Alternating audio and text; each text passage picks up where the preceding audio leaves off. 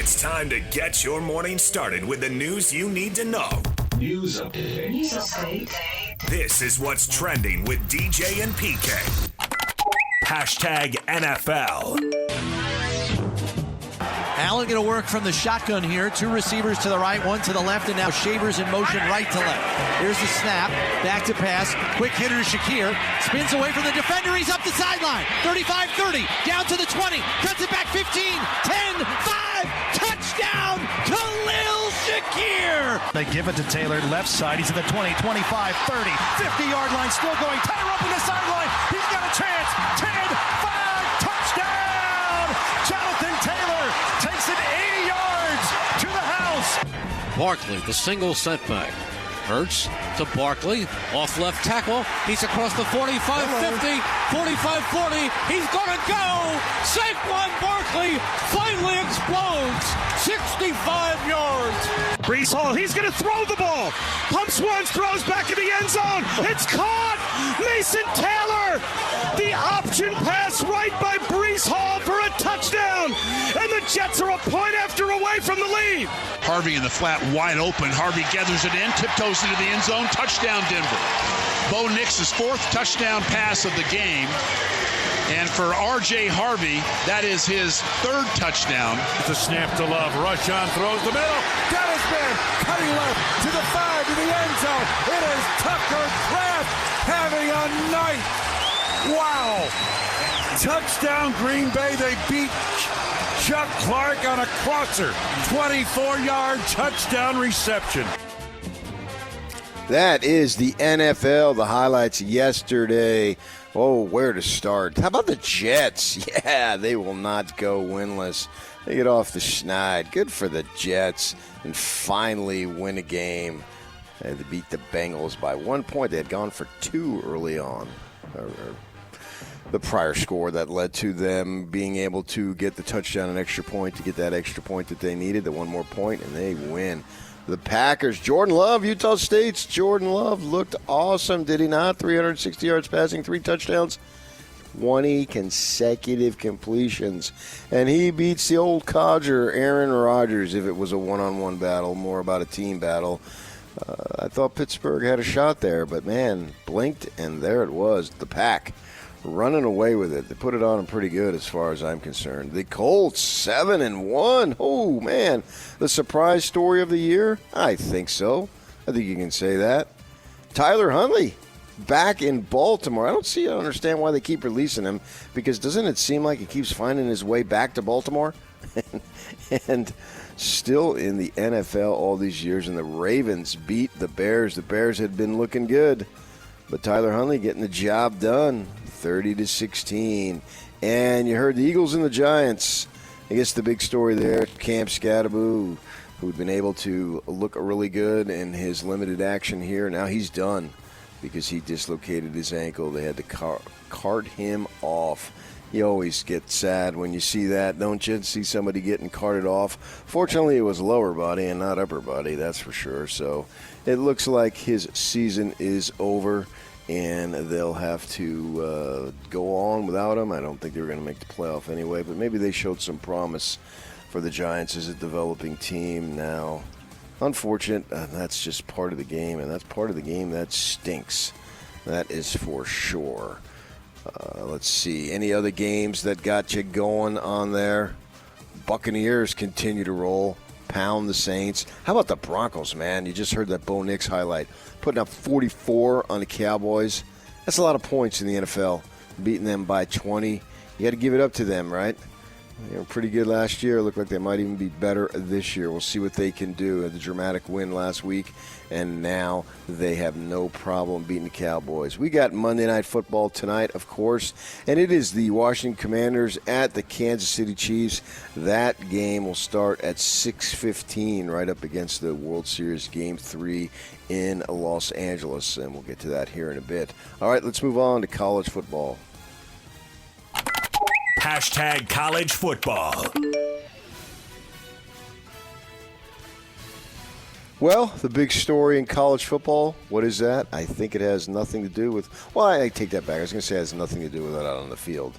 Actually, it has everything to do with out on the field, with what's gone on in the field. That'd be Brian Kelly getting canned at LSU. My gosh, what are they doing there?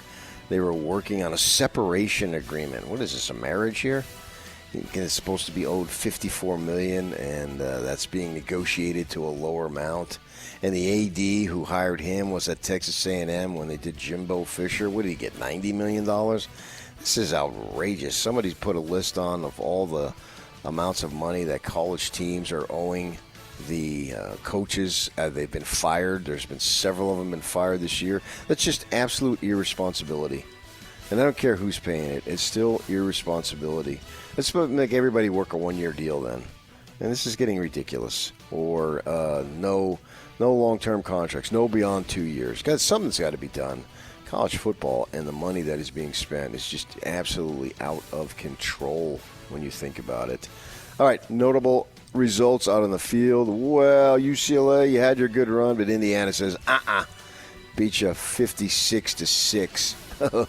And the game that essentially got Kelly fired in his last game was Texas A&M putting it on LSU. Really hammered them. What was it, like 49-25? That's not going to work. Ole Miss, Lane Kiffin goes into Norman and beats Oklahoma on a dreary, rainy day. Now, what does that mean? Lane Kiffin seems like he's got about 14 job opportunities if he should choose them. He was a young stud, then he fell out of grace a couple of times with the Raiders, USC, blah, blah, blah. Now he's back in control.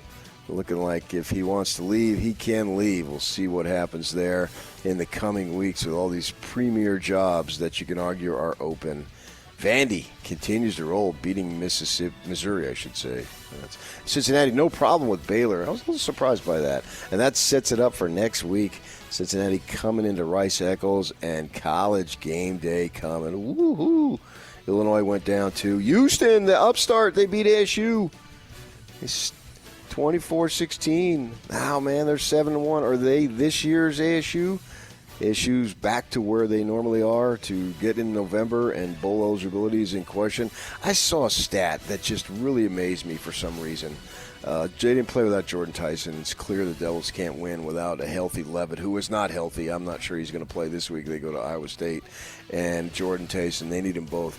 Jordan Tyson had 57 catches through 7 games. The next best receiver in terms of total catches for the Devils was tied, or they had a couple guys each with 7. So that means he had 50 more catches through 7 games. That is just amazing. Man, that kid is good, but he couldn't play, and Levitt had to go out, and the Devils get beat. So they're now, just as DJ would say, playing for the Sun Bowl, I guess. We'll see what they can do, if they can find a way to get bowl eligible. Memphis loses, goes... Oh, No, Memphis stayed, right? No, why did I say they lost? USF was the one that got beat in there. So USF, which had the nice start. And this is a little bit of a blow here. Texas Tech quarterback Will Hammond, who came into Rice-Eccles and looked good, he tore his ACL, so he's going to be out. They beat Oklahoma State. Now, Morton has been hurt for a couple of games, and the reason why that could be pertinent is in 2 weeks, the Cougars go to Lubbock to play Texas Tech. So they're down their backup quarterback. Now they will need Morton to be healthy if they want to win. All right, speaking of the Cougars, let's roll over to them.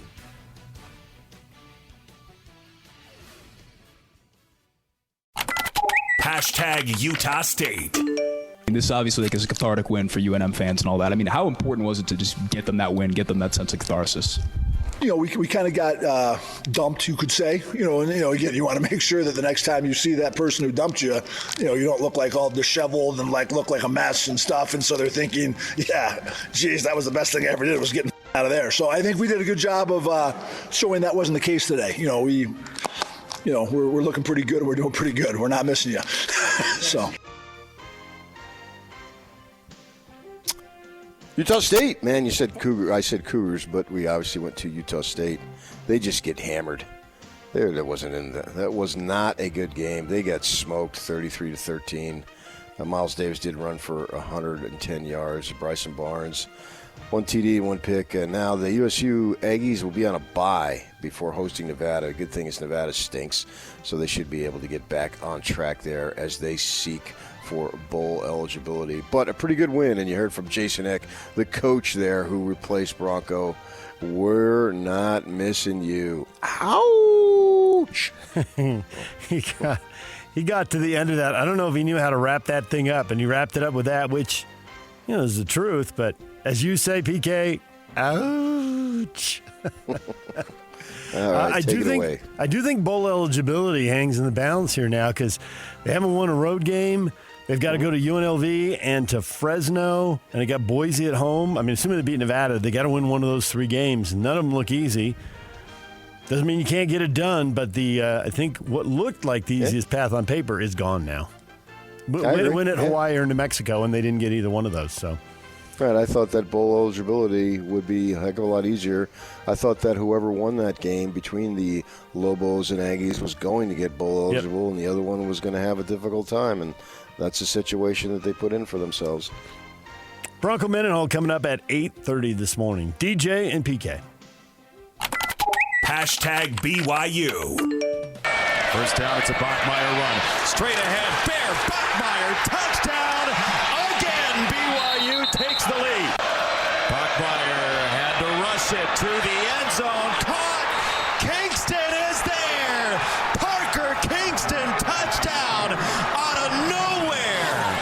We're not at that point quite yet, but he knows what it takes to be effective in the fourth quarter. Intercepted, taken away from Burkle at Satuwala to the end zone for a touchdown.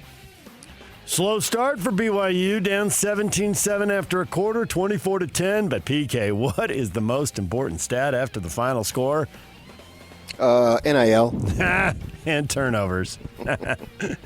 4 of them. Count 4 takeaways for the BYU defense, 0 giveaways for the offense. You win the turnover battle 4-zip. You have a chance at getting off the deck and wiping out a 2-score lead on the road, and that's what they did. They just completely owned the second half, 24-3. So, and it was actually 31-3 to end the game because they got a score there at the end of the half to kind of get back in it.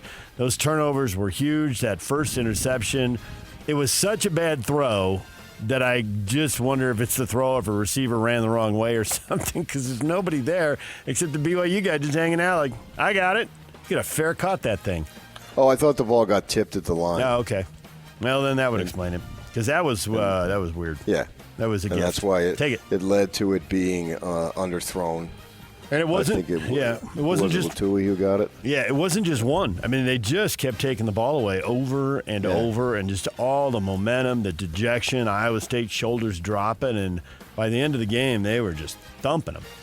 Yeah, I thought the 2 biggest situations, not necessarily individual plays. One was an individual play, but the drive at the end of the first half that got them the touchdown because it seemed like that game might have had an opportunity to get away, and the Cougars with a big-time drive right before the halftime came about. And then obviously Satuwala, man, he's looking like a star. He's already a star. He's not a star in the making. He's already a star, and he gets that, reverses it, takes it all the way.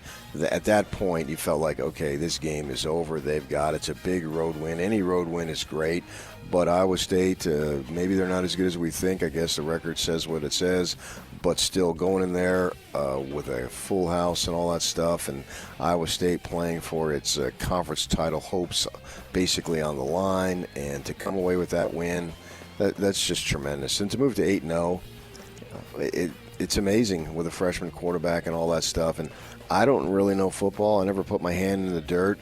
But if I'm Texas Tech, I might want to watch out for the QB draw. Not that I know a lot about football. You think there's a chance Bachmeier's going to take the ball and just head straight upfield, huh? Yeah, like 10 times. Yeah. Well, as you pointed out, the Red Raiders have used 3 quarterbacks this year, and with Hammond out, can Morton go? And if not, Mitch Griffiths, can he get it done? But BYU's got 2 weeks now because they got the bye week to get ready for that game. Yep. DJ and PK. Hashtag Utah. Sit him in motion, Ficklen keeps it, has some real estate into plus territory, off to the races, and the true freshman quarterback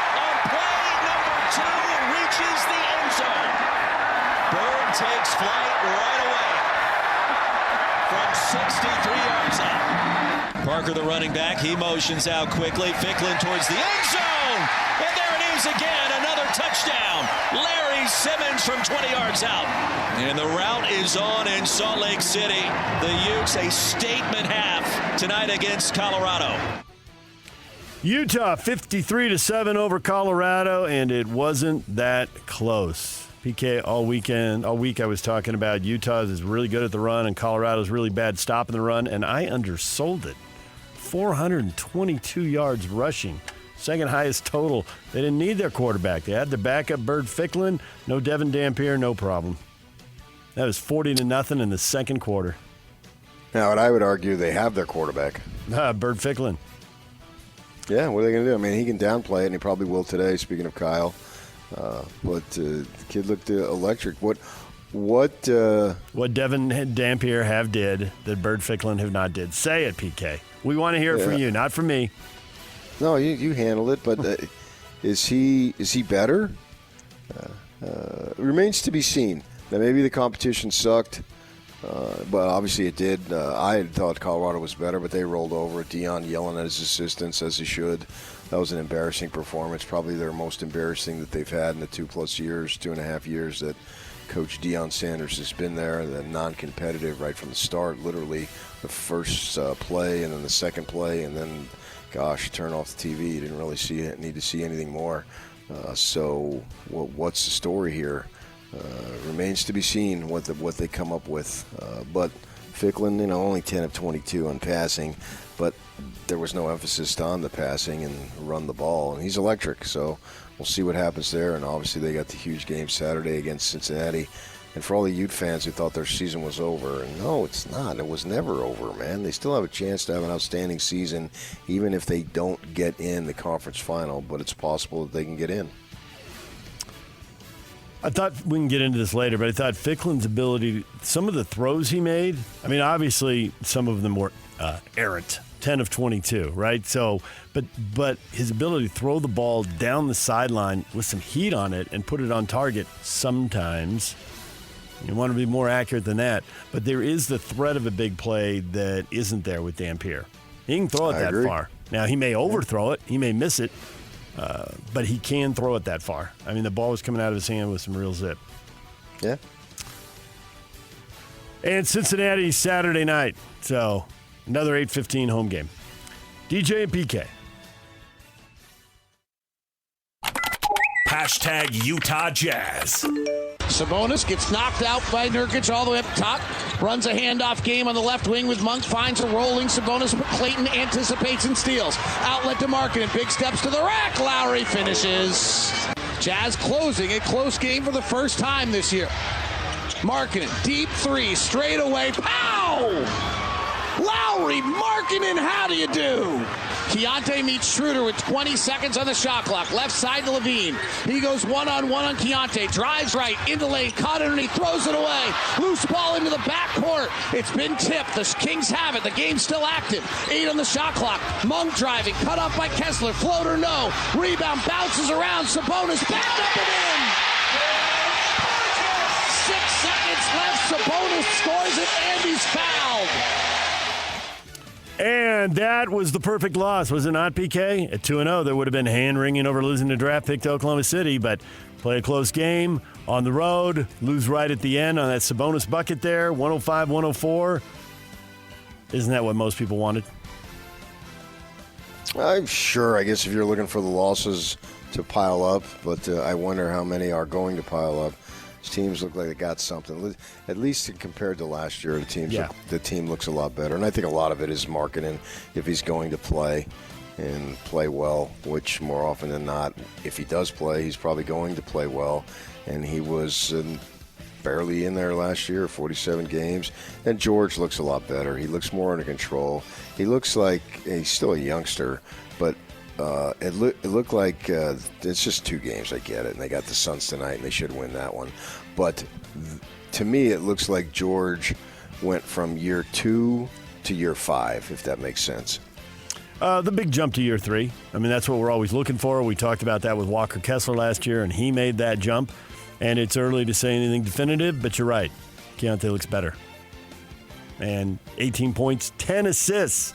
Move the ball. Help your teammates score. Yeah. Yes. He just excellent. looks like he understands more, and he's not trying to just jack up a bunch of shots. It's like he just looks like he's a seasoned player now who understands his skill level and where he fits in. And this may well be a 30-win team, not the 20-win team everybody's talking about. But if they start piling up road wins, look out. You know, they're going to win home games. They're going to play hard, and teams are going to come in here at elevation, and they're going to rest guys, and they're going to not even bring guys. They're going to win some home games, and you're right. Yeah, they ought to get another one tonight against the Suns tonight. They should. All right. 6 o'clock for the pregame. Tip-off at 7. DJ and PK. Hashtag NBA. Austin Reeves, 51 points, 11 rebounds, 9 assists. The Lakers win without LeBron James and Luka Doncic. They're both out. Sacramento goes and gets beat by the Lakers. Austin Reeves had it going, PK. Yeah, it's amazing, man. He was undrafted, available for everybody. We saw him a couple years back. The kid's just gotten better and better. It's a success story. It's not always just the top guys that we figure out who they are and they do what they do. And I mean, obviously he had more FGAs and opportunities and everything with the top guys out, and he's not going to be be afforded that opportunity when they come back. But obviously for a game, he just went out of control and had just a massive game. But maybe, he's a great third option who's ready to step up in the manner like a Jeff Hornacek was back in the glory days. 22 free throws for Austin Reeves, and he made 21 of them. Yes. There are teams that don't come anywhere near that in a game, and he got it all by himself. Cooper Flagg, if you haven't seen the dunk, he's Cooper Flagg. You ought to be able to dunk. But that was a nice poster dunk. And the Mavs beat the Raptors 139-129. DJ and PK. Hashtag Major League Baseball. Archer sends a towering drive. Right center field. Kiss it goodbye.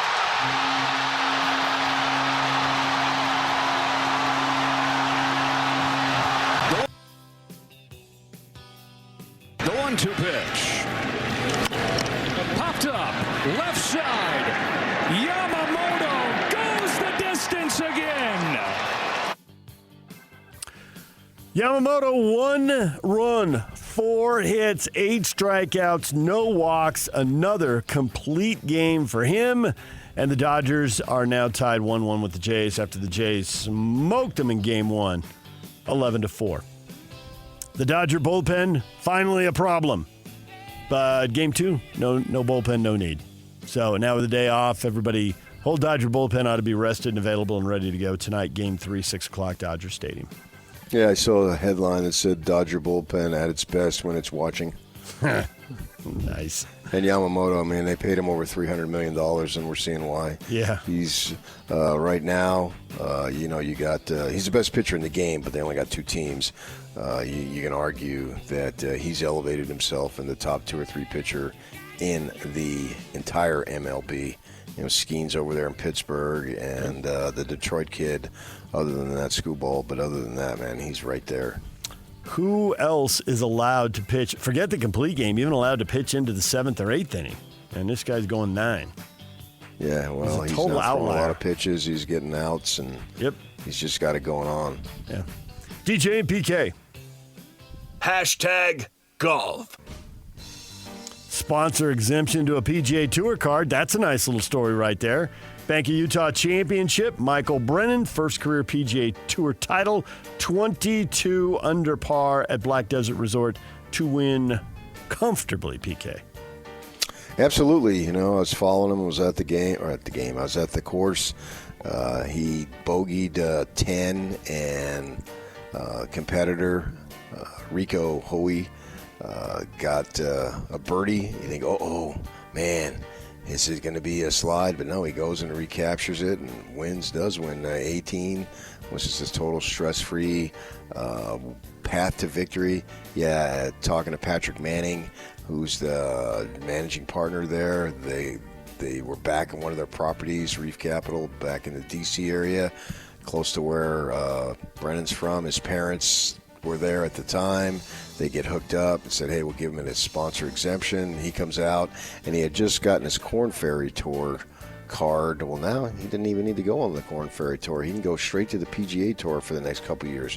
23 years old. And when I got there on Thursday, they were talking about, hey, keep an eye on this kid. He might be an up-and-comer. You never know.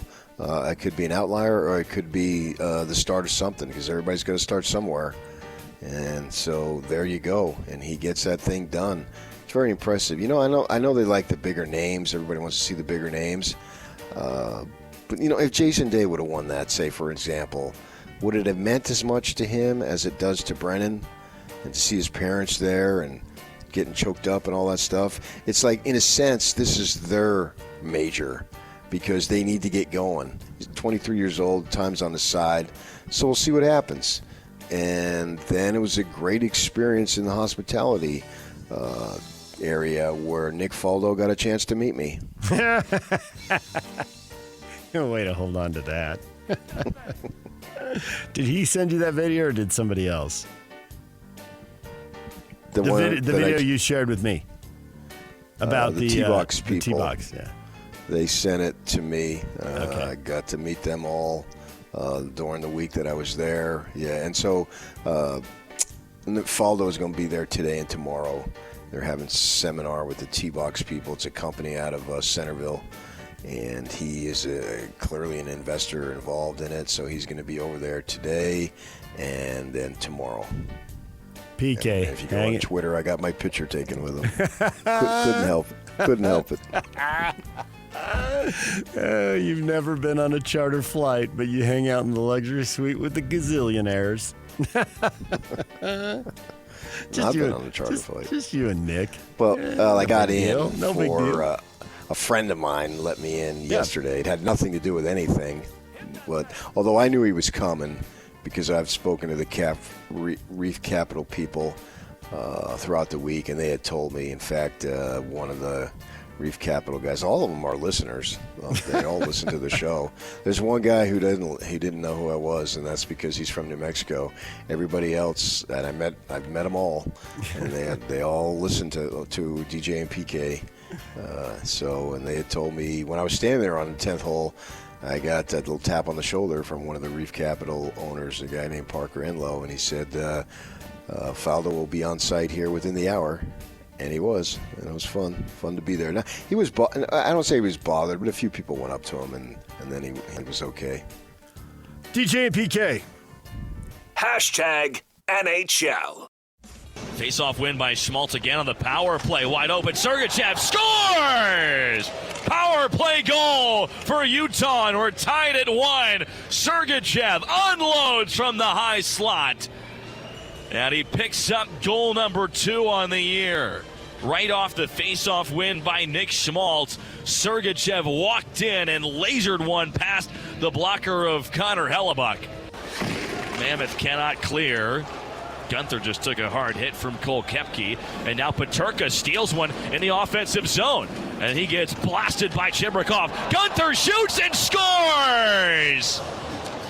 The clutch kid comes through again and puts Utah ahead 3-2 late in the third.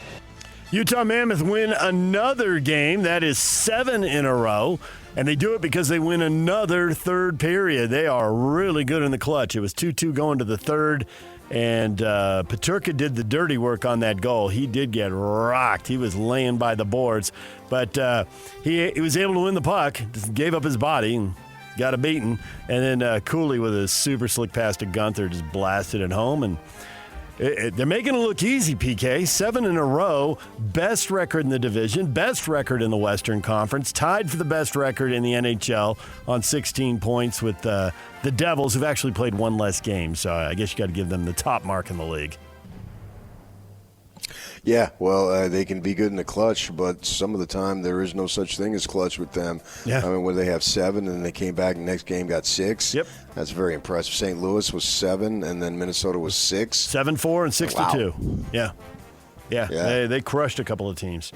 They wrap up the road trip in Edmonton against the Oilers. That's tomorrow. Puck drops at 7:30 here on The Zone. What is trending? Brought to you by Shamrock Plumbing. There's no job too big or too small. Get the personal touch with Shamrock Plumbing. All right, coming up next, question of the day, hot takes or toast. Stay with us right here on 97.5, the KSL Sports Zone.